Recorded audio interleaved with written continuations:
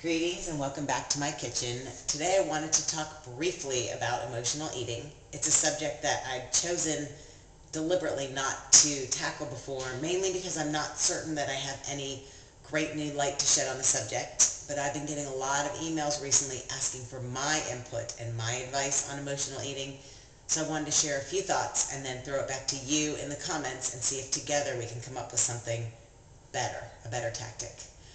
Quick definition: emotional eating is food as a metaphor for what we really want. Emotional hunger is a type of hunger that comes on immediately in reaction to a situation, not tied to time, can happen in the middle of the night when our bodies aren't typically hungry. It's because we're more stressed out or feeling anxiety or anger. Feelings of guilt or shame are typically tied to emotional hunger, unlike true hunger and the needing to eat to satisfy our body. And bottom line, as we all know, emotional hunger, you still feel pretty empty after all the eating has been done. There's no feeling of satisfaction.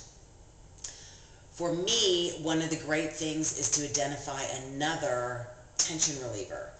For us right now, we're working on inside voices and outside voices. So when I get stressed, anxious, angry, irritated, instead of reaching for the cookies, I will really drag my toddler outside and command her with me to use her outside voice, and we will stomp our feet, jump up and down, and scream at the top of our lungs. And I find for me that really works. Another thing that I found really works is a decadence list. It's something that I carry with me everywhere, and it's merely a list of things that make me feel indulged, cared for, loved, if you want to use that word, all non-food items. Take a minute, make your decadence list, write down anything you can think of, from manicure, pedicure, to a bath, to going to the grocery store alone. That was a big one on mine. That feels like an indulgence right now. Ask your friends to help you come up with ideas, and keep it with you. I will yank it out when I'm starting to feel stressed out and the kind of anxiety that might make me go for the sugar, and I can pause and redirect myself. Even if in the moment I can't do something on my list, I can plan a way to do it later on that day or the next day, or give myself something to look forward to over the weekend. It takes time with emotional eating, like with the negative self-talk.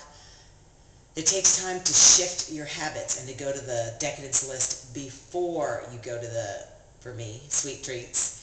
But it will come, and in my opinion, to succeed, the focus needs to be less on dieting and weight loss and more on self-love, like with the negative self-chatter, and just a desire for improved health and fitness, and a bottom line focus on the fact it's okay to feel your emotions. And oftentimes we distract ourselves with food, so even before getting out my decadence list, I will feel what I'm feeling, figure out why I'm feeling this way, and how I can help myself to feel better and not do it through Snickers or Ben & Jerry's. So those are my thoughts. I'd love yours in the comments.